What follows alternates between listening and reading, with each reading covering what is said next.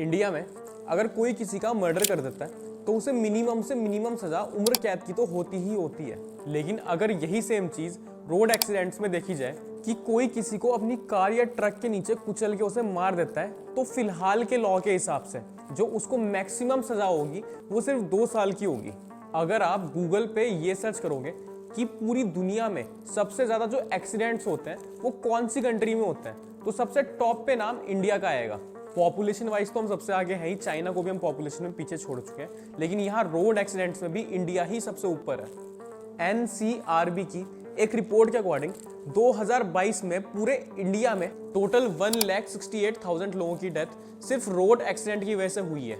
एक कैलकुलेशन के हिसाब से इंडिया में हर 3 मिनट में एक और इंसान रोड एक्सीडेंट्स की वजह से मर जाता है। और ये यहाँ पे हम सिर्फ रिकॉर्डेड डेटा की बात कर रहे हैं, अगर अनरिकॉर्डेड डेटा की बात करें तो ये आंकड़ा पता नहीं बढ़ के कहाँ पहुंच जाएगा। और इतने सारे एक्सीडेंट्स होने का मेन रीजन यही बताया जाता है कि इंडिया में अभी इसके लिए लॉज बिल्कुल भी स्ट्रिक्ट नहीं है और इसी वजह से लोग बहुत लापरवाही से गाड़ी चलाते हैं। लोग पीकर गाड़ी चलाते हैं, ओवर स्पीडिंग करते हैं, क्योंकि अगर उन्होंने गलती से किसी को मार भी दिया तो मैक्सिमम से मैक्सिमम उन्हें कितनी सजा हो जाएगी, 2 साल, और उसमें भी आपको बेल मिल जाएगी। आप पहले दिन ही पुलिस स्टेशन से बेल लेकर अपने घर वापस जा सकते हो। तो इसी प्रॉब्लम को सॉल्व करने के लिए करंट गवर्नमेंट एक लॉ लेकर आई, हिट एंड रन लॉ। और इसी लॉ की वजह से ट्रक ड्राइवर और बस ड्राइवर स्ट्राइक पे चले गए थे। वो क्यों गए थे हम आगे भी डिस्कस करेंगे। फिलहाल सबसे पहले हम इस लॉ को बिल्कुल ध्यान से डिस्कस कर लेते हैं। इस लॉ के अकॉर्डिंग अगर आपका किसी के साथ रोड एक्सीडेंट हो जाता है और आप सामने वाले इंसान को वहीं मरता हुआ छोड़ के वहां से भाग जाते हो तो आपको 10 साल तक की अप टू 10 ईयर्स की सजा होगी और 7 लाख का जुर्माना देना पड़ेगा। अब आप अप टू 10 ईयर्स का मतलब समझना, अप टू 10 ईयर्स का मतलब है कि 10 साल तक की सजा हो सकती है। इसका मतलब ये नहीं है कि आपको लिखित में ही है कि 10 साल की ही सजा होगी। और पुराने लॉ के अकॉर्डिंग ये था अप टू 2 ईयर्स, मतलब मैक्सिमम से मैक्सिमम आपको 2 साल की सजा दी जा सकती है। चाहे आप जानबूझ के आपने किसी को मार दिया, आपको मैक्सिमम जो सजा थी वो 2 साल की दी जा सकती थी। तो इस लॉ में जो मैक्सिमम सजा थी उसको बढ़ा दिया गया। और अगर आपका रोड एक्सीडेंट हो जाता है और आप सामने वाले इंसान को वहां मरता हुआ छोड़ के नहीं भागते, आप उसको हॉस्पिटल लेकर जाते हैं और उसके बावजूद भी वो मर जाता है, तो आपको अप टू 5 ईयर्स की सजा होगी। मतलब अप टू, यहाँ पे भी अप टू आ गया कि आपको जो मैक्सिमम सजा होगी वो 5 साल की होगी, बाकी उससे कम भी हो सकती है, वो आपके इंटेंशंस पे डिपेंड करेगा। और इस लॉ के पार्लियामेंट में पास होते ही जितने भी बस ड्राइवर्स थे और ट्रक ड्राइवर्स थे वो सब के सब स्ट्राइक पे चले गए। अब आप लोग ये सोच रहे होंगे कि गवर्नमेंट इतना बढ़िया लॉ लेके आई है कि अब लॉ में कानून का कम से कम डर तो होगा। इतनी ज्यादा स्ट्रिक्ट पनिशमेंट होने की वजह से अब लोग बाग ढंग से गाड़ियां चलाएंगे, पीकर गाड़ी नहीं चलाएंगे। देखिए बात सारी सही है, ये लॉ बहुत ही ज्यादा अच्छा है, मैं भी इस लॉ का सपोर्ट करता हूँ। लेकिन इस लॉ के भी 2 पहलू हैं। एक पहलू तो है गवर्नमेंट का और दूसरा पहलू है ट्रक और बस ड्राइवर्स का। एक चीज पहले मैं आप सभी लोगों को क्लियर कर देता हूँ कि ये वाला लॉ सब पे लागू होगा, फिर चाहे वो बस हो, ट्रक हो या एक बाइक ही क्यों ना हो। लेकिन फिर सवाल ये आता है कि जब ये लॉ सबके ऊपर ही सेम तरीके से लागू होता है तो सिर्फ ट्रक और बस ड्राइवर्स ही क्यों आगे आ रहे हैं प्रोटेस्ट करने के लिए। देखिए इसका रीजन है इंडिया वालों की सोच।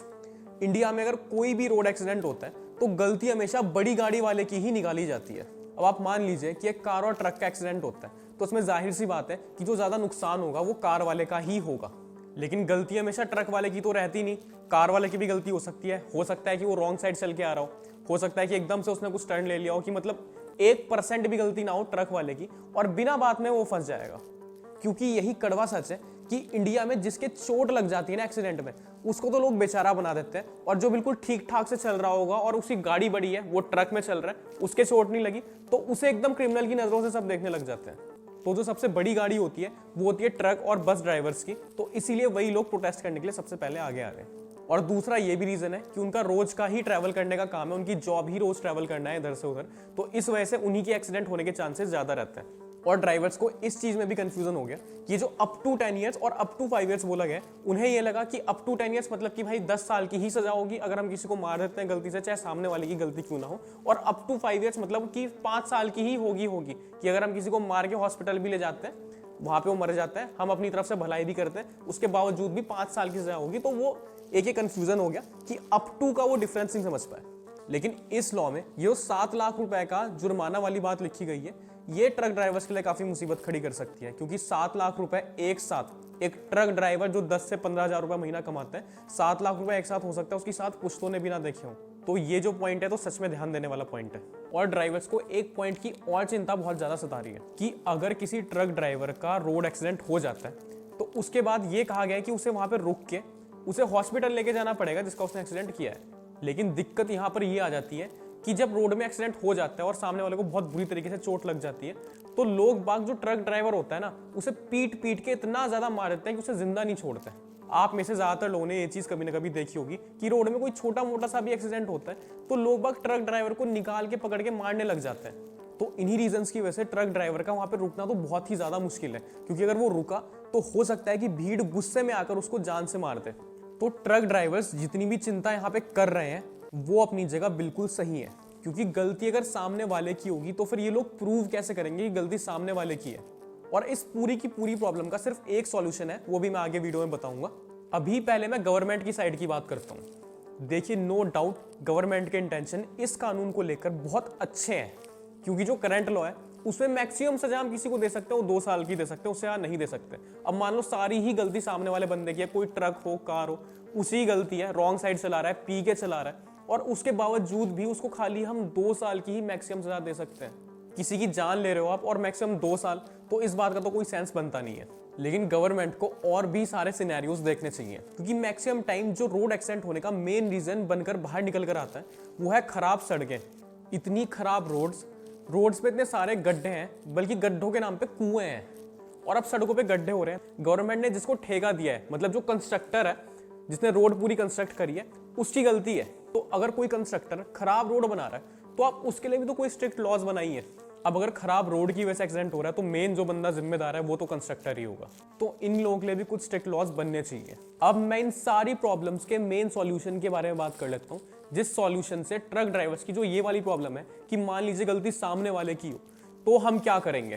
तो इस चीज का इकलौता सॉल्यूशन है डैश कैमरास। बल्कि सिर्फ ट्रक्स ही नहीं, ये डैश कैमरा हर व्हीकल में लगे होने चाहिए, चाहे वो बाइक हो, कार हो, कुछ भी हो, हर जगह पे डैश कैमरा लगे होने बहुत ज्यादा जरूरी है। लेकिन बात यह है कि फिलहाल जो प्रॉब्लम है वो ट्रक ड्राइवर्स और बस ड्राइवर्स को मेनली हो रही है, तो अभी हम उन्हीं के बारे में बात करेंगे। अब बात यह है कि जो डैश कैमराज है ये इन लोगों के ट्रक में लगाएगा कौन, क्योंकि जाहिर सी बात है जो कोई 15,000 रुपए जिसकी सैलरी है वो तो खुद से डैश कैमरा लगाएगा नहीं ट्रक में। ये तो ट्रक के मालिक का ही काम है, जो ट्रक को ओन करता है। सिर्फ 2,000 रुपए से 5,000 रुपए के बीच एक डैश कैमरा आ जाता है। तो अगर किसी ने लाखों रुपए का ट्रक ले रखा है तो उसे 2,000 रुपए का डैश कैमरा लगाने में दिक्कत क्या है। अगर ये डैश कैमरा लग जाए तो सारी प्रॉब्लम्स ही सॉल्व हो जाए। अगर सामने वाले की गलती होगी तो कैमरा में साफ दिखेगा कि सारी गलती सामने वाले की है, और हो सकता है कि जो ट्रक ड्राइवर या बस ड्राइवर या कार ड्राइवर, कोई भी ड्राइवर है, उसको 1 सिंगल साल तक की सजा ना हो, क्योंकि अगर किसी की गलती ही नहीं है तो सजा किस बात की। अब दिक्कत ये है कि जो ट्रक के मालिक हैं ये अपने ट्रक्स में कैमरास नहीं लगवाते, चाहे पैसे बचाने के चक्कर में ना लगवाते हो, आलस के चक्कर में ना लगवाते हो, ये मुझे नहीं पता, क्योंकि जाहिर सी बात है ये तो बहुत ही बेसिक चीज है। ये मैं अगर आप लोगों के सामने पॉइंट रख रहा हूं तो फिर ये पॉइंट ट्रक के ओनर को ही पता होगा और सबको ही लगभग पता होगा। तो गवर्नमेंट को एक ऐसा लॉ लेके आना चाहिए जहां पे ट्रक के और बस के जो ओनर्स होते हैं उनके लिए कंपलसरी हो जाए अपनी बस में और ट्रक में डैश कैमरा लगाना। जैसे बिना हेलमेट के और बिना सीट बेल्ट के लिए चालान कटते हैं, सेम वैसे ही बिना डैश कैमरा वाले ट्रक्स और बसेस के भी चालान कटने चाहिए। जब रोज इनके 5-5 हजार रुपए के चालान कटेंगे तब जाकर इन लोगों को अकल आएगी, और तब जाकर ये लोग डैश कैमरा लगवाएंगे और ड्राइवर्स की ये प्रॉब्लम एटलीस्ट सॉल्व हो जाएगी।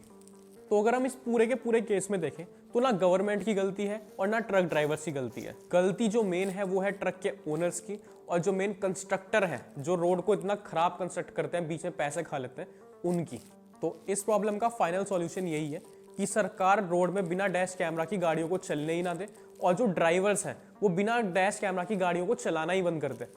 और अब ये स्ट्राइक खत्म हो चुकी है, क्योंकि गवर्नमेंट ने ये जो ट्रक एसोसिएशंस थी इन सब को ये बोला है कि अभी ये जो कानून है ये लागू नहीं हुआ है और अभी इसे लागू करेंगे भी नहीं, और जब भी इसको लागू करेंगे तब सारे के सारे ट्रक एसोसिएशन से पूछ कर ही लागू करेंगे। मतलब जो भी इस कानून में चेंजेस करने होंगे, जितना भी जो भी करना होगा, वो सब उनसे पूछ कर ही करा जाएगा। अब जब गवर्नमेंट को एक तरीके से ट्रक ड्राइवर्स के आगे झुकना ही था तो एक बार पहले ही उन लोगों से पूछ लेते, जितनी भी ट्रक एसोसिएशन थी इनसे एक बार पहले ही पूछ लेते तो फिर क्या चले जाता। क्योंकि इस स्ट्राइक से देश का इतना भारी नुकसान हुआ है। पहली बात तो लोगों को तकलीफ बहुत हुई। अब ये बस के ड्राइवर्स लोग थे, इन्होंने भी स्ट्राइक कर दी। अब कोई जयपुर में है, कोई कहीं जा रखा है, लोग ट्रैवल करते हैं इधर से उधर, सब लोगों को ट्रैवल करने में बहुत प्रॉब्लम हुई। जो जहां था वो वहीं रह गया, और पता ही नहीं कितने 100 करोड़ का पूरे देश को नुकसान भी हो गया। वो मैं आपको समझाता हूँ कैसे। अब जो बिजनेस है मान लो सब्जी है, फल है, कोई भी डेली रिसोर्स वाली चीज़ है, वो आती किस चीज़ से है? एक स्टेट से दूसरे स्टेट में वो ट्रांसपोर्ट से ट्रैवल करती है।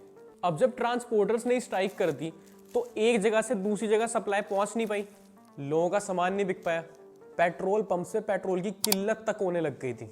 इसीलिए ही गवर्नमेंट ने इतनी जल्दी इन लोगों की प्रॉब्लम का सॉल्यूशन निकाल दिया। मतलब सॉल्यूशन तो नहीं निकाला, लेकिन हाँ इनको इतना आश्वासन जरूर दिया है कि इन लोगों से बिना पूछे कोई भी ऐसा लॉ इंप्लीमेंट नहीं करेंगे, और लॉ को भी फिलहाल इंप्लीमेंट कर भी नहीं रहे। और जब करेंगे तो जो चेंजेस लाने होंगे वो पहले इनकी कमेटी के साथ डिस्कस किया जाएगा, उसके बाद ही कोई भी एक्शन लिया जाएगा।